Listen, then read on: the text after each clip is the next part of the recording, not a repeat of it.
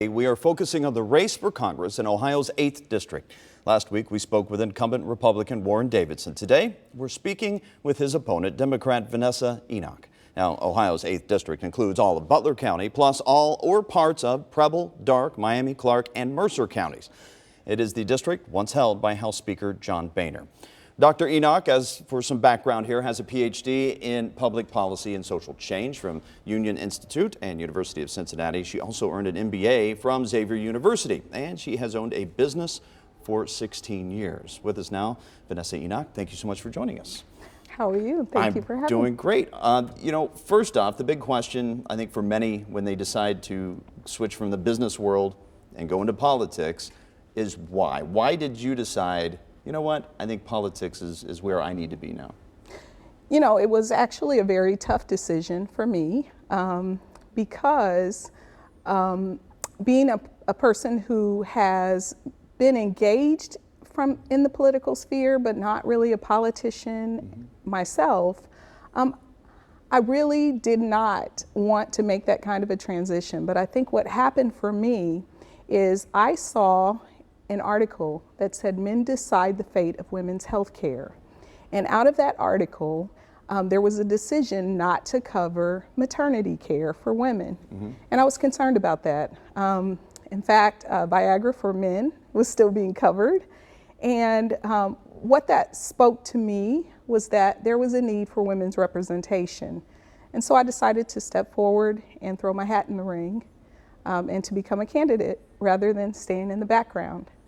And the primary was pretty exciting for you. There was a pretty large field there. You came out on top, and you said there were some tears. You know, there were some tears, and I think that really where the tears originated from is this idea that so many times women's leadership is undermined. And I think that in the district that people spoke loudly and clearly in saying that we want to see change. And we want to see a woman step up to the plate. And you won by 58%. Absolutely, absolutely. That's saying something. It was a very, very impressive win because I ran against some very talented and accomplished men in the race. And so it was really a compliment to have so many people say, you know, we trust your leadership and we want to see you, you know, become our nominee.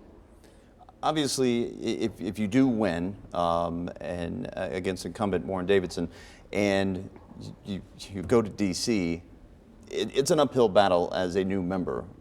You may have a lot of ideas and have a lot of motivation to go in there.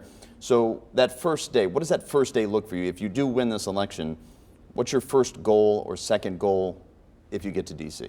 You know, I've experienced a number of uphill battles in my life, and I'd like to say that I've been successful at circumventing some of those challenges. And I think that on day one for me, it will be to, first of all, understanding the inner workings of Congress. And also understanding how to bring some of those legislative priorities that people in the district have identified to me that they want to see. How do I bring those to the fore as a new member of Congress? I believe that that's going to take some coalition building. It's going to take some strong advocacy on my part, but I am up for that challenge and ready to lead. You say on your website that everyone should be able to afford the basics, shelter and food. We've recently, here at least in Hamilton County, a number of headlines tied to the homeless issue. How do you change that? How do you make that possible? And again, it's not an individual thing. You definitely have to have a team of folks who are interested in ensuring that those kinds of changes come to the fore. I think that what has to happen in this next cycle in Congress is you have to have individuals who are willing to cooperate with one another, who are willing to reach across the aisles and understand it from various perspectives. The one thing that's important to me is to ensure that there is humanity in every decision that's made. And that has been a concern, I think, for people in the district, and definitely a concern for me as someone who is advocating for change in the right way. If you're looking at a working wage so folks can, have a place to stay and they have food in their cupboards, is that something that if they can't find a job that meets that criteria, that government comes in to subsidize that amount, or are you trying to push that jobs go to a $15 an hour minimum? I think that the important thing is that employers are willing and able to pay a livable wage.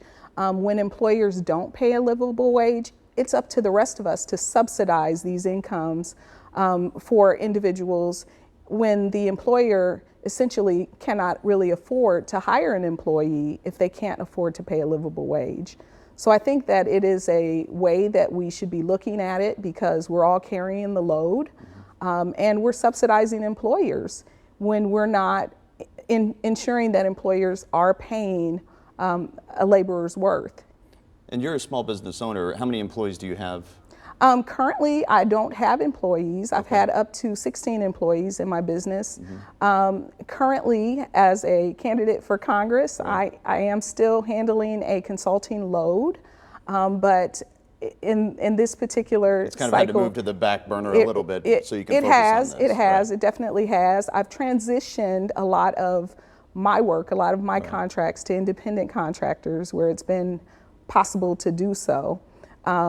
And so that's what it looks like. So, but as a small business owner, of those employees, when you had that load of employees, were they all making a living wage? Absolutely. And what can government do? What kind of changes do you think need to happen then to allow more successful small businesses out there? I think that there are a number of ways that we can take the burden off of business owners. One huge cost for most business owners is the cost of insuring employees. I think that the Affordable Care Act was a step in the right direction in trying to release that burden. I think that there is a next level that we need to look at as it relates to health care. That is a cost that most small businesses, find ways to, circumvent and get around. I think that we can encourage more business ownership and help businesses grow and flourish when we take some of those costs and some of those burdens off of the current employee. administration takes away the employer mandate, and then you have Republican-controlled. How can you make that change possible? So they take away the employer mandate, but what they have not taken away is the cost of coverage still for an employer to cover all of their employees. They are not mandated according to the Affordable Care Act. However, if you want to provide benefits and healthcare benefits, especially to your employees, it's still an exorbitant cost. And I think that the way that that can change is through, I'm advocating for a Medicare for All plan that would ensure people, no matter what their background is. And there have been some proposals in Congress that have come forth that would enable that to be taken care of, to be paid for by things that are already being covered in the budget, for one. And then also identifying ways that instead of putting the burden on everyday working folks, that we can lift that burden and ensure that everybody is paying a fair share, especially the top 1%, which just got an enormous tax break through this last tax cut legislation that created $1 trillion debt going forward. And that's a tremendous concern. If it's going to create a huge deficit, then I would say that that is something that wasn't well thought through. And I think that the rest of us are going to feel the pressure of that going forward. The tax break for most working folks, it's a temporary tax break. It's going to go away in about 7.5 years. And we're all going to be saying what happened. It is something that is going to definitely create a major burden for the rest of us. This conversation is going to continue in just a moment. Opioid crisis, immigration, and more topics coming up after the break.